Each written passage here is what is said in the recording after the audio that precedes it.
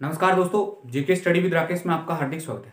दोस्तों, हम विश्व इतिहास पढ़ रहे थे। विश्व इतिहास के दौरान हम धर्म सुधार आंदोलन में शाखाएं पढ़ रहे थे और शाखा में यानी प्रोटेस्टेंटवाद की कोलविन शाखा पढ़ रहे थे। कोलविन शाखा में प्रसार किया था दो लोगों ने। पहले का नाम था ज्विगली यानी ज्विगली और दूसरे का नाम था जॉन कॉल्विन। तो आइए दोस्तों, हेडिंग डालिए जॉन कॉल्विन। जॉन कॉल्विन यानी प्रोटेस्टेंटवाद की यानी जो प्रमुख शाखा थी, जो सबसे ज्यादा लोकप्रिय हुई थी, वह कॉल्विनवाद थी, यूं कह सकते हैं। हालांकि चर्चा करेंगे इसके बारे में पूरा। तो पहली बात, तो इनका कार्यकाल तो 1509 से लेकर 64 के मध्य है। एक एक बात पढ़ते हैं। ये फ्रांस के निवासी है, फ्रांस के निवासी। अब फ्रांस के निवासी है तो इन्होंने, एक दिन ऐसा आएगा जब इनको फ्रांस से निष्कासित किया जाएगा। निष्कासित, अभी पूरी चर्चा करेंगे फ्रांस से निष्कासित कैसे हुए और फ्रांस से निष्कासित होने के बाद में किस देश में गए और किसके कहने पर ये वापस फ्रांस में आएंगे, तो वो सब हम चर्चा करेंगे। सबसे महत्वपूर्ण है इनके सिद्धांत। असिस्टेंट प्रोफेसर, कॉलेज लेक्चरर यानी असिस्टेंट प्रोफेसर में एक बार इनका सिद्धांत पूछा गया था। सीधा सीधा सिंपल प्रश्न, इतना सिंपल प्रश्न पूछ लिया कि आप गैस नहीं कर पाओगे, लेकिन टफ बीट इतना था कि यहां तक कोई गैस नहीं करता। इनके सिद्धांतों का कुछ नाम है दोस्तों, ध्यान रखना। इनके सिद्धांतों का नाम है, पहला सिद्धांत है, पहले का नाम बात करूं तो नियतवाद, नियतिवाद। नियतिवाद को ही दूसरा नाम दिया जाता है प्रारब्धवाद, प्रारब्धवाद। दोस्तों ये प्रश्न पूछा था, प्रारब्धवाद के प्रणेता कौन थे। नियतिवाद का मतलब क्या होता है, यानी जो कुछ पिछले जन्म में आपने कर्मों का संग्रह किया वो सब कुछ होना निश्चित है। पिछले जन्म के कर्मों का संग्रह, पिछले जन्म के कर्मों का संग्रह, इसका ये मतलब है। तो नियतिवाद या प्रारब्धवाद सिद्धांत किसने दिया था? जॉन कॉल्विन ने दिया था। याद रख सकते हैं। इनका मानना यह था, यानी नियतिवाद के बाद में ये लिख सकते हैं, इनका मानना यह था कि मोक्ष तय है। इसी सिद्धांत में लिख सकते हैं नियतिवाद यानी मोक्ष तय है, ये इनका मानना था। इसी सिद्धांत में मोक्ष तय है, और मोक्ष के लिए इन्होंने एक शब्द प्रयोग किया था और उस शब्द का नाम था इलेक्ट। बस ये ध्यान रख लेना, ये था इनका नियतिवाद का सिद्धांत। नियतिवाद बोलो, प्रारब्धवाद बोलो, एक ही बात है, कोई फर्क नहीं। नियतिवाद का मतलब क्या है? तो नियतिवाद का मतलब यह है कि पिछले जन्मों का जो कर्मों का संग्रह है, यानी जो कुछ आप करके हैं वह पूरा का पूरा सेटलमेंट है।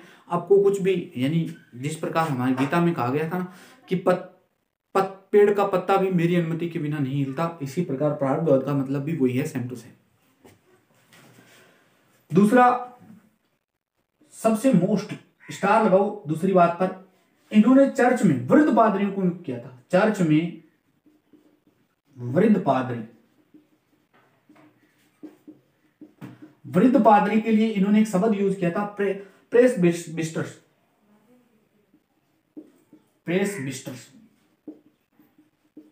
इन्होंने क्या, वहां एक शब्द प्रयोग होता है, वृद्ध पादरी नियुक्त किए।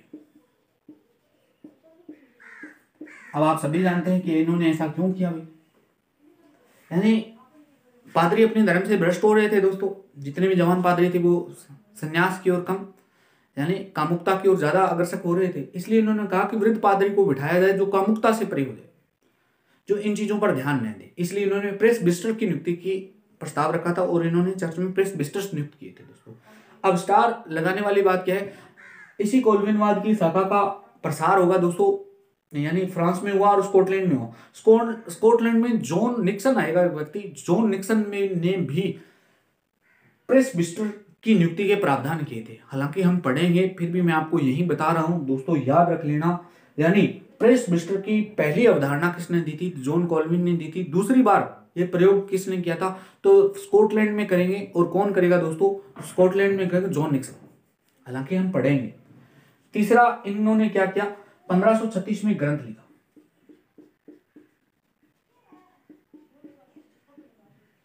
और ग्रंथ का नाम क्या है? तो ग्रंथ का नाम है the institute of Christian religion. The institute of Christian religion. इस ग्रंथ को संज्ञा दी जाती है दोस्तों, संज्ञा क्या दी जाती है? कोलविनवाद, इसे कहते हैं कोलविनवाद का धर्म ग्रंथ, कोलविनवाद का धर्म ग्रंथ, तो ये कहा जाता है। तो ये इनके प्रमुख सिद्धांत है। फ्रांस के निवासी हैं। पहला सिद्धांत क्या दिया था? तो नीतिवाद दिया था। नीतिवाद या प्रारब्धवाद में क्या कहा कि पिछले जन्मों के में जो कर्म किया आपने वो सुनिश्चित है, वैसा का वैसा आपके साथ में होगा। इन्होंने कहा कि मोक्ष तय है, अगर आप अच्छे कर्म करके आए तो मोक्ष तय है, नहीं किए तो वो भी अलग बात। यानी स्वयं कह रहे हैं स्वर्ग नरक सारी कल्पनाएं कर रहे हैं। मोक्ष के लिए इन्होंने एक शब्द प्रयोग किया था, और मोक्ष के लिए कौन सा शब्द प्रयोग किया? मोक्ष के लिए इन्होंने किया था इलेक्ट शब्द का। दूसरी बात, इन्होंने दूसरा क्या है, चर्च में वृद्ध पादरियों को नियुक्त करने की अवधारणा प्रस्तुत की थी, यानी नियुक्त किए थे। पहली बार ये अवधारणा प्रस्तुत किसने की? तो ये इन्होंने की थी। प्रेसबिस्टर्स कहा जाता है इन्हें। चर्च में वृद्ध पादरियों को क्या कहते हैं? प्रेसबिस्टर्स। प्रेसबिस्टर का स्कॉटलैंड में प्रसार किसने किया था? तो स्कॉटलैंड में किया था जॉन निक्सन ने। हालांकि हम पढ़ेंगे इसी कोलविनवाद की दूसरी शाखा का प्रसार होगा, फ्रांस में भी होगा और स्कॉटलैंड में होगा। स्कॉटलैंड में करेंगे जॉन निक्सन, तो वो हम पढ़ लें। 1536 में इन्होंने ग्रंथ लिखा, ग्रंथ का नाम है the institute of Christian religion. इसकी संज्ञा क्या दी जाती है? तो इसी संज्ञा दी जाती है कोलविनवाद का ग्रंथ, धर्म ग्रंथ। तो ये प्रारंभिक इंट्रो था। इसके बाद में कोलविनवाद का प्रसार होता है, और दो जगहों पर होता है, एक होता है फ्रांस में, एक होता है स्कॉटलैंड में। तो वो हम पढ़ लेते हैं। एक लाइन और लिखना चाहो तो लिख सकते हैं, फिर हम पढ़ेंगे कोलविनवाद का प्रसार। एक लाइन और स्टार लगा के लिख लेना। कोलविनवाद लूथरवाद की तुलना से, कोलविनवाद लूथरवाद की तुलना से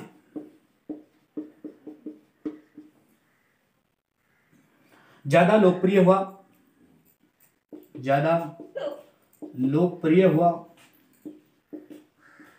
यानी जिस प्रकार लूथरवाद हुआ ना, मेरे कहने का मतलब है लूथरवाद और कोलविनवाद। आपसे प्रश्न इस प्रकार का आएगा, प्रोटेस्टवाद की सबसे लोकप्रिय शाखा कौन सी है? तो सबसे लोकप्रिय शाखा कौन सी हो जाएगी? कोलविनवाद होगी, न कि लूथरवाद। क्योंकि लूथर प्रचलित जरूर हुए, लेकिन कोलविन उससे ज्यादा हुए। दोस्तों ये बात आपको समझ में है? मेरे लिखने का मतलब ये है, कोलविनवाद लूथरवाद की तुलना में अधिक लोकप्रिय हुए, अर्थात प्रोटेस्टवाद की सबसे लोकप्रिय शाखा कौन सी है? तो कोलविनवाद है।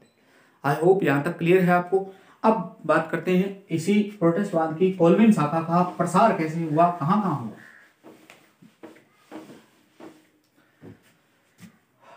कोलविनवाद का प्रसार, कोलविनवाद का प्रसार होता है दोस्तों दो जगह। पहली जगह हुआ स्कॉटलैंड में, और दूसरी जगह हुआ था फ्रांस में। अब स्कॉटलैंड में किसने किया? तो स्कॉटलैंड में किया था दोस्तों John Nixon. Very very important है दोस्तों, सीधा ही प्रश्न पूछ सकता है कि स्कॉटलैंड में प्रसार किसने किया? जॉन निक्सन ने किया था। जबकि इंग्लैंड में थोड़ा और मैटर निकल कर आएगा, लेकिन फिलहाल यहां देखिए,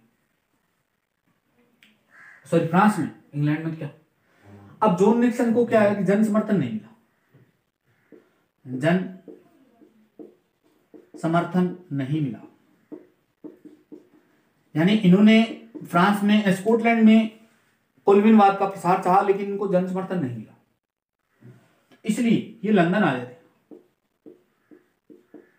लंदन आए, इनको लंदन से निष्कासित कर दिया,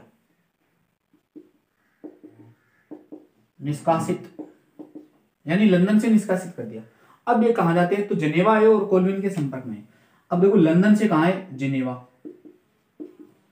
जिनेवा आए और किसके संपर्क में आए? तो कोलविन के संपर्क में, स्वयं कोलविन के संपर्क में आए, संपर्क।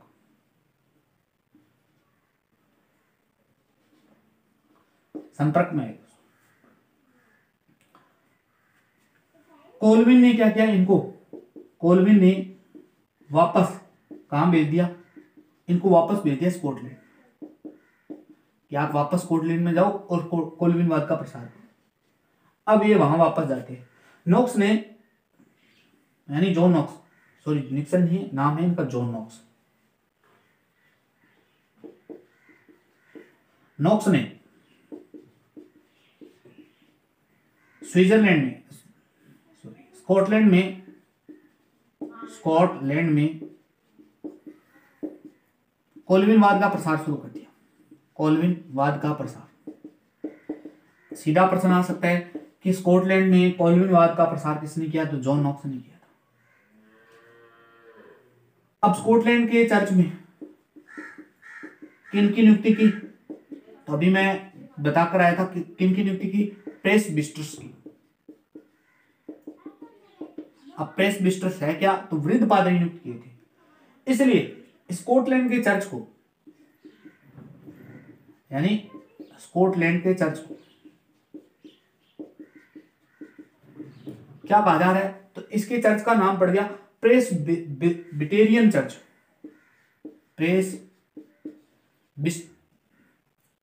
बिटेरियन चर्च, ये इनका नाम पड़ गया दोस्तों, ये याद रखना दोस्तों। नॉक्स के बाद में दो व्यक्ति हुए जिन्होंने कॉल्विनवाद का प्रसार किया स्कॉटलैंड में। एक का नाम था बिशप हर्ट व हैमिल्टन। बिशप हर्ट व हैमिल्टन, इनको जिंदा जला दिया। तो ये थे पूरे स्कॉटलैंड में जॉन नॉक्स। तो जॉन नॉक्स के बारे में 2-3 बातें याद करनी है दोस्तों, 2-3 बातें। यानी पहला प्रश्न तो आपसे ये पूछा जा सकता है कि स्कॉटलैंड में कॉल्विनवाद का प्रसार किसने किया, तो किसने किया, जॉन नॉक्स। प्रेस्बिटर की, या यूं पूछा जा सकता है कि प्रेस्बिटर की स्कॉटलैंड में नियुक्ति किसने की, तो जॉन नॉक्स ने।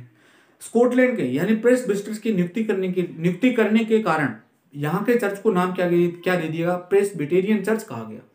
इनके बाद में दो लोगों के नाम आएंगे, बिशप हर्ट और हैमिल्टन ने कॉल्विनवाद का प्रसार किया जॉन नॉक्स के बाद में, इसलिए इनको जिंदा जला दिया जाए। तो ये था स्कॉटलैंड में कॉल्विनवाद की शाखा। अब पढ़ लेते हैं दोस्तों फ्रांस।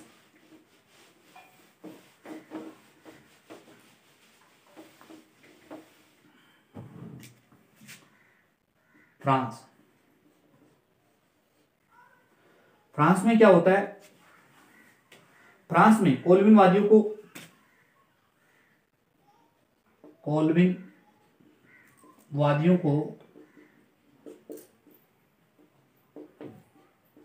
एक शब्द से पुकारा जाता है। उस शब्द का नाम है ह्यूगोटन। यानी कॉल्विनवादियों को क्या कहा जाता है, ह्यूगोटन कहा जाता है। कहां कहा जाता है, फ्रांस में कहा जाता है। प्रोटेस्टवादियों का यहां कत्लेआम हुआ। प्रोटेस्टवादियों का यहां क्या हुआ, कत्लेआम। बहुत लोगों को मारा गया। इस समय फ्रांस का शासक कौन था, तो इस समय फ्रांस का शासक था हेनरी चतुर्थ।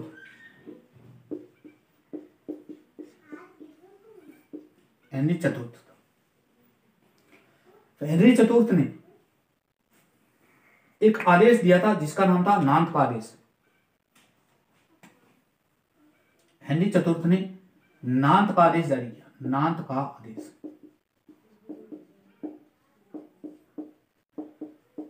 अब ये पहली बात, नांत का आदेश जारी कब हुआ, तो 1598।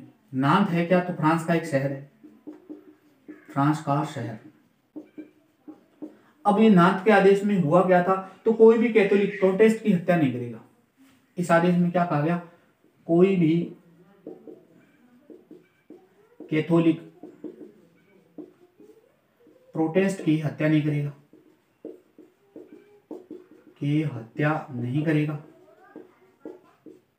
पहली बात तो ये कही। दूसरी बात क्या कहेगी, इस आदेश को संज्ञा दी जाती है धर्म सहिष्णु आदेश।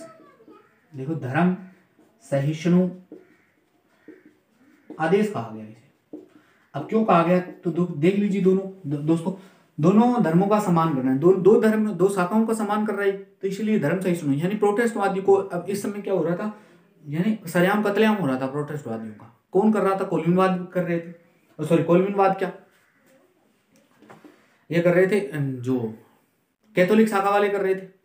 कैथोलिक ने इनका विरोध किया ना, यानी प्रोटेस्टवादियों को मार रहे थे। अब इसलिए इन्होंने इन दोनों शाखाओं का सम्मान करते हुए एक आदेश जारी किया कि कोई किसी की हत्या करेगा ही नहीं। इसलिए इनके आदेश को क्या नाम दिया गया? धर्म सहिष्णु आदेश कहा गया दोस्तों। अब बात आती है फ्रांस के चर्च को क्या कहा जाता है दोस्तों, ये ध्यान रख लेना। फ्रांस के चर्च को गैलिकन चर्च कहा जाता है। फ्रांस के चर्च को गैलिकन चर्च कहा जाता है, बस ये ध्यान रख लेना।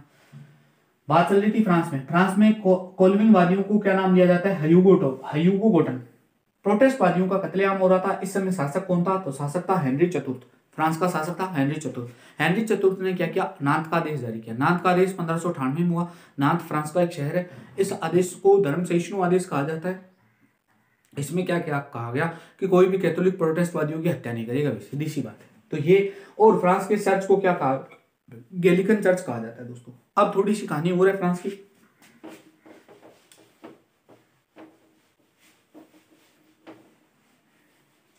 नांत का आदेश जारी हो गया।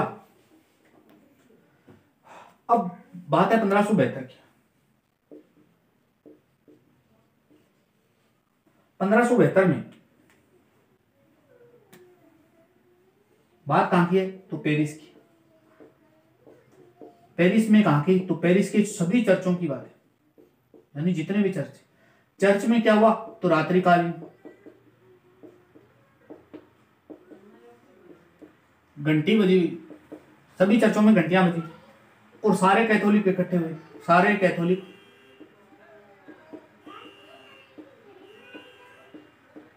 इकट्ठे हुए। इस दिन एक दिवस था दोस्तों, यानी किस दिन इकट्ठे हुए? इस दिन एक दिवस था, बार्थोलोम्यू दिवस। बार्थोलोम्यू दिवस था। भारतीय लोम्यू दिवस के दिन इकट्ठे हुए और इन्होंने प्रोटेस्टवादियों का कत्लेआम किया था। वादियों का कत्लेआम 1572 में पेरिस के चर्चों में रात्रिकालीन घंटियां बजती है। इस दिन एक दिवस था, यानी एक त्योहार था। क्यों कह सकते हैं कि बार्थोलोम्यू दिवस था। बार्थोलोम्यू दिवस के दौरान प्रोटेस्टवादियों को सरेआम रात्रि के दौरान कत्लेआम हुआ था। हजारों लोग मारे गए थे। इसीलिए इसको संज्ञा दी जाती है बार्थोलोम्यू दिवस को, यानी इस दिन प्रोटेस्टवादियों का कत्लेआम हुआ था। इस दिन को संज्ञा दी जाती है इतिहास में। इसे बोला जाता है बार्थोलोम्यू हत्याकांड। बार्थोलोम्यू हत्याकांड। फ्रांस की राजधानी है पेरिस, वहां हुआ था दोस्तों। ये ध्यान रखना, बहुत वेरी वेरी इंपॉर्टेंट है। कब हुआ? 1572 में हुआ था ये घटना। हालांकि ये 1598 से पहले की बात थी, नांत के आदेश से पहले की बात थी। हालांकि नांत का आदेश मैंने पहले बता दिया, नांत के आदेश से पहले एक इतना बड़ा हत्याकांड हुआ, तब जाकर हेनरी चतुर्थ ने नांत का आदेश जारी किया था। और नांत के आदेश में ये, यानी एक संधि शांति प्रस्ताव था दोस्तों, नांत का आदेश, जिसे धर्म सहिष्णु आदेश कहा गया। तो ये था दोस्तों कोल्विनवाद का शाखा का प्रसार किस प्रकार हुआ फ्रांस में और किस प्रकार स्कॉटलैंड में हुआ। तो ये हमने पूरा पढ़ लिया। अब नेक्स्ट वीडियो में हम एंग्लिकनवाद के बारे में चर्चा करेंगे दोस्तों, तो वो हम देखेंगे नेक्स्ट वीडियो में। और नेक्स्ट वीडियो के साथ में हमारा यह टॉपिक धर्म सुधार आंदोलन पूरा कंप्लीट भी हो जाएगा। एंग्लिकनवाद इसकी प्रमुख शाखा रहेगी और इसके बाद में हम इसी में देख लेंगे नेक्स्ट वीडियो में इसके परिणाम क्या निकल कर आएंगे, वो भी इसी नेक्स्ट वीडियो में देख लेंगे दोस्तों। यह वीडियो आपको कैसा लगा? लाइक शेयर कमेंट करके जरूर बताना दोस्तों। मिलते हैं नेक्स्ट वीडियो में। धन्यवाद।